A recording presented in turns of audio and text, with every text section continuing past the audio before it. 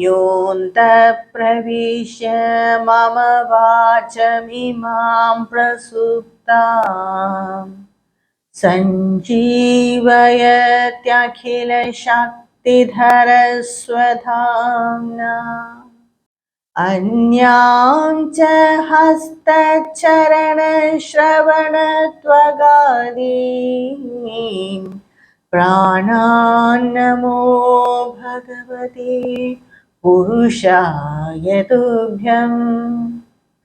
Shloka 42 in Vishnu Sahasranama is Vyavasayo vyavasthanah samsthanasthanado dhruvah parati paramaspashtah tushta pushta subhekshanah. There are 10 namas in this shloka. They are Vyavasayah, Vyavasthanah, Samsthanah, Sthanadah, Dhruvah, Parartihi, Paramaspashtah, Tushtah, Pushtah, Subhekshanah. These are the 10 namas in this shloka, and the first nama is Vyavasayah. Vyavasaya means Vyavasayatmika Buddhi, means resolute, determined, complete focus, complete concentration. That complete one-pointed mind, we will say, that is the Vyavasayatmika Buddhi. And Vyavasaya means Bhagavan has that complete awareness of himself. His concentration or his awareness is not split. Complete resolute mind, complete conviction. That's why the three gunas exist in him, but he is not affected by the three gunas, which implies that he is always aware of his self. He is not aware of this guna at the least, because and these three gunas exist in him only. That's his greatness. That is the Vyavasayatmika Buddhi, and that is the Vyavasaya, the meaning for the Nama Vyavasaya. And the Vyavasayatmika Buddhi is very clearly explained in Bhagavad Gita chapter 2 in Sloka 41. Bhagavan Krishna explains about it. There is the people who have not that Vyavasayatmika Buddhi. They have many branched mind. Their thoughts are endless. Their concentration is not single pointed. If the concentration is single pointed, one minded, then they will not have many thoughts. So that is the right meaning for Vyavasayaha. Vyavasayaha means determined, resolute, complete, full concentration, conviction, complete focus. All this means Vyavasayaha. And the next nama is Vyavasthanaha. Vyavasthana means completely established, one who is well established.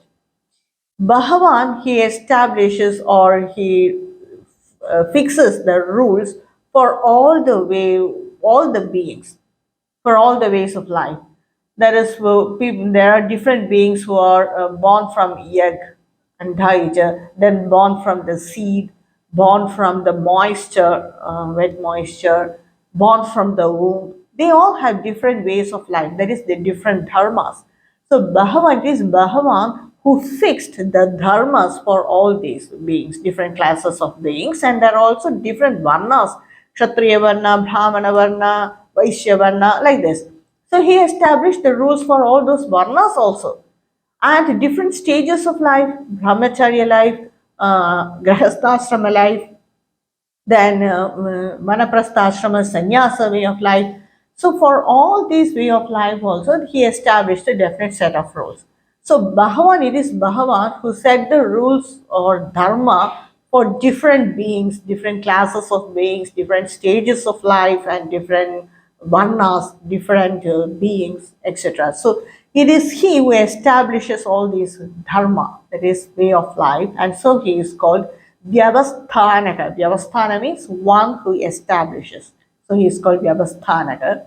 The next nama is Samsthanaka. Samsthana means one who takes everything during pralaya.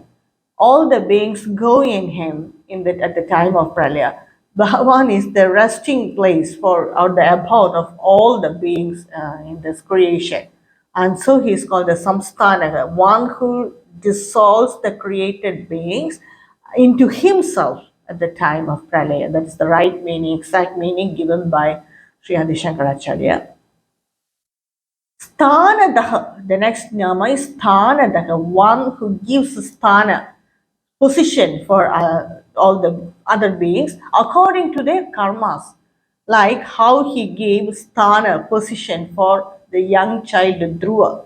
He gave that position as the pole star Dhruva nakshatra, around revolving it only, all that other nakshatras will revolve around it. So that is that position, established position.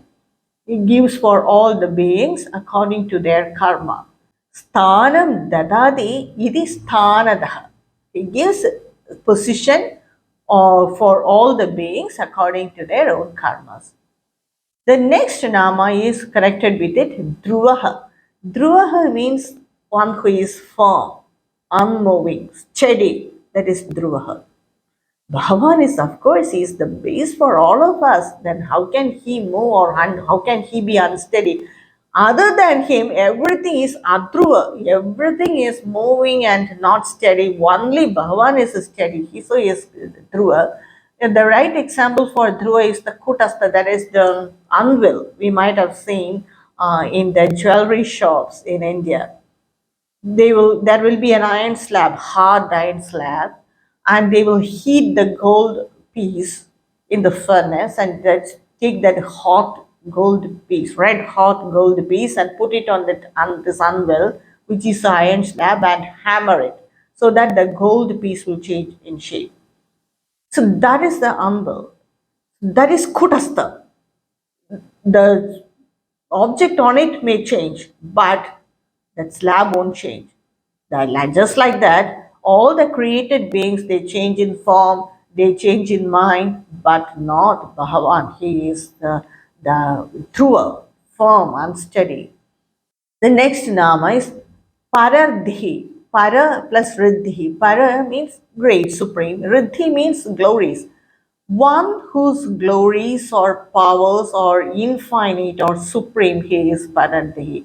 The entire 10th chapter of Bhagavad Gita is dedicated to this to explain his infinite glories. And in the end, Bhagavan itself will say, there is no end for my glories, Arjuna. So that is Paradhi. The universe with all the sentient and insentient beings evolved from him only. So that is Paradhi. The next nama, that is the seventh nama, is Paramaspashtaha. Spashtaha means that which is explicit, very clear. Parama means the supreme. Bhagavan's magnificence, his beauty, his power, his talent, his skill, everything is explicit in this creation. When we see this creation, everything is so clear. His intelligence, just imagine, no two leaves are same, no two minds are same. So his creation is so unique. Nothing can be compared with it. So magnificent, so beautiful. That is Paramaspashtaha. He is like that. That's why his clear creation is like this. So that is his Paramaspashtaha. And Param plus Ma. Parama also means Devi Lakshmi, Supreme Ma. Devi Lakshmi is always with Bhavan Vishnu. And that's why this creation is so beautiful. So it also implies Paramaspashtaha, that Ma Devi is always with him. And another interpretation is Spash means to bind. Bhagavan binds everything in a perfect way. In Bhagavad Gita also he will say that, the seventh chapter, he will say that I am that just like the thread to which all the beads are connected together. So just like that, to me, this entire universe of different beings is tongue to me. So that is Paramaspashtaha. These are the three interpretations given for the nama Paramaspashtaha. The next nama is Tushtaha. Tushtaha means Bhagavan is Paramananda Swarupa. He is always happy and content. Bhagavan is the personification of happiness and bliss. He is the supreme joy, and so he is called Tushtaha. The next nama, Pushtaha. Pushtaha means Purna. He is complete. There is no, this entire creation, he is all pervading, he is complete, Purna, he is the perfected one. And so he is called Pushtaha. He is complete or all pervading, he is complete in all aspects of this creation. He is Purna, that's the main interpretation given, Purna, Pushtaha. Subhekshanaha means his looks or his glance is always auspicious. He has that auspicious glance or that auspicious look, that it removes everything, all the papas in us. And the Mundaka Upanishad very clearly explains in Adhyaya, that is the section 2, chapter 2, and the 8th shloka. विद्यते हृदयग्रन्थिश्छिन्दन्ते सर्वसंशयाः क्षीयन्ते चास्य कर्माणि तस्मिन् दृष्टे परावरे. His drishti, the drishti of Paramatma, or when we realize Paramatma, on our hridaya granthis, the knot in our heart will be removed. The knot means, that is, the knot is created by our ego. When we have ego, we become more and more selfish. We feel that everything is for me. We don't share or becomes more and more selfish. That is the granthi, knot in our heart. We don't feel that we are infinite because of this ego. I am there. I am limited. I cannot expand beyond that. I am this much. That is the Hridaya Grandhi. By understanding Bhagavan or by the drishti of Bhagavan, when he look at us, that Hridaya Grandhi is removed, and Chindande Sarva Samshayaha, all the doubts in our mind will be removed. Shiyante Chasya Karmani, all our papas will be weakened. So that is the benefit of the glance of Bhagavan or the look of Bhagavan. Or even if we see him, even if we see his eyes of the in the Vigraha or his image, eyes in his image, or just we imagine his eyes, that removes all our miseries. So that is the real meaning of interpretation of Subhikshanaha. Subha Ikshanaha, auspicious look. This is Shoka Vidya Deha Dekrandi. That is very famous. It is even, it even comes in Srimad Bhagavata also. And Acharya writes, his mere sight is auspicious and bestows good to all beings.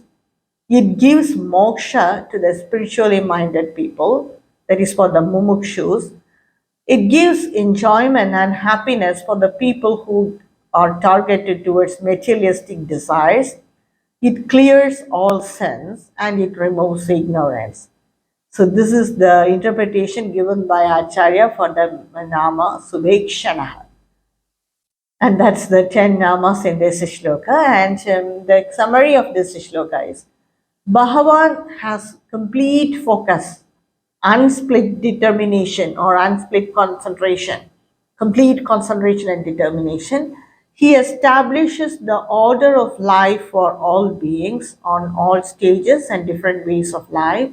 He dissolves everything during pralaya. He gives position to all, and he is very firm. And on that base only we all exist. His glories are infinite, and his powers are clear from his manifestation. And he is the personification of bliss. He is complete, and his glance is always auspicious.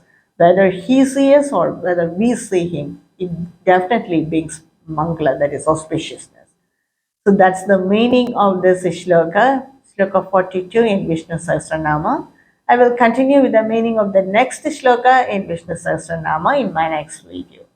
कायेन वाचा मनस्येन्द्रियैर्वा बुद्ध्यात्मना वा प्रकृति स्वभावात् करोमि यत् सकलं परस्मै नारायणायेति